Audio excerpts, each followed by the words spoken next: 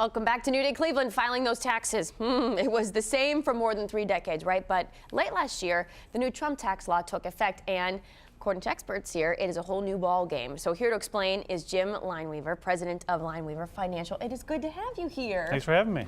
So it is a different ball game with this. Whole different ball game. This is the biggest change in the tax laws in over 30 years. So it's a lot for people to comprehend, and especially right now with only about 6 weeks left in the year, you really have to do some good tax planning if you want to get everything in for 2018. Well, you're stressing me out, but that's why we have you here, so that you can help us not stress, Yeah. right? So what is the first thing then that people should start considering? Well, the first thing is you really want to have good coordination, okay? Because you got to have the right hand talking to the left hand, or all your advisors. So specifically in year-end tax planning, you want your financial advisor to talk to your accountant and make sure you come together as a team in order to make sure that you're kind of taking advantage of every deduction you possibly can. And we're going to talk about some of those other ones today too. But you really have to take a team approach, because let's say your financial advisor tells you to do something, it may not coordinate with your accountant side, and vice versa. So you really have to make sure that your team comes together for you. And you did mention again, do not wait Right, until the exactly. end of the year. Yes. That's huge to keep in mind, which I feel like it is. It's only a few weeks away. It is, yeah. Keep that in mind. I know there's a lot going on in your lives right now, but we do want to stay on top of that. What about maximizing the deferred accounts that you have? Okay, well, you may only have 3 or 4 pays left in the year, right? So in order to max out all your retirement plans, because people under the age of 50 can put in $18,500 into their 401k or 403bs or 457s, and then you get an additional $6,000 catch-up if you're over age 50. But it has to be through payroll deductions. So if you look at your pay stub, most recent one, and if you're not on track to max that out, make your adjustments right now so that you can get all that in by the end of the year, because it's deducting with federal and state taxes that you save, which are the biggest taxes in a given year. So that is in the sense with bunching all of your deductions into 1 year. That's a little different. That's a little different. So this was just maximizing This is why it's your taking me to tax school, deferred too. account. No problem. Okay. So when you're maximizing these deferred accounts, okay, and also an HSA comes to mind for healthcare, so that you got to get your contributions in the calendar year, okay?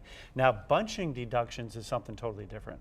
So when you bunch deductions, see what happens is in the sweeping tax law changes, all our standard deductions doubled. So if you're an individual, you're around $12,000 as a standard deduction. If you're a married couple filing jointly, about $24,000 in deductions. So not a lot of people are going to be itemizing anymore. But let's say you have this big health care problem that you have to take care of, and let's say you can push it into next year. So then maybe you won't make your charitable contributions this year, push it into next year. So add your medical, add your charitable deductions. It may get you over that standard deduction so that you can deduct more from your taxes, and then the following year, go back to your standard.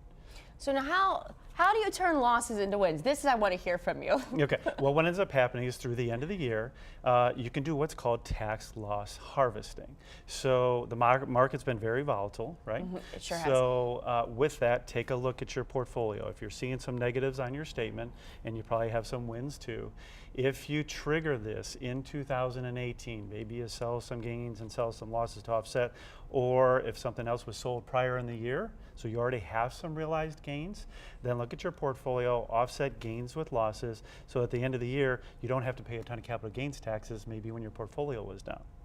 Specifically, if you look at like international and emerging markets, they've been kind of losing more ground than the domestic market. So that's maybe where you want to look at first. But when you do offset the short-term gains and losses with long-term, you can take an additional $3,000 off your taxes, or as a deduction, if you do it in 2018. You can't do it in 19. This is why we need the experts to help us. So how can people get in touch with you and set something up? Well, we have our show on Sunday mornings. If they Every want to Sunday tune into morning. that. Yep, right before the Chris Wallace show. He's the financial quarterback. You know that, right? So it's every Sunday morning. So that's a great way to really learn a lot and gain a lot of information It from is, you and as then well. they can also call us or get on our website if they'd like to get a hold of us. Well, hey, thank you for joining us, Jim. And if you are looking to help more with any of that, keep in mind, Chris Wallace, right before that show, he's going to be on, and all the help you need. Clearly, I need some help, so maybe I'll be giving you a call as well, my friend. Thank you so much for coming in. Thanks for having me. It's a pleasure having you here. Well, it is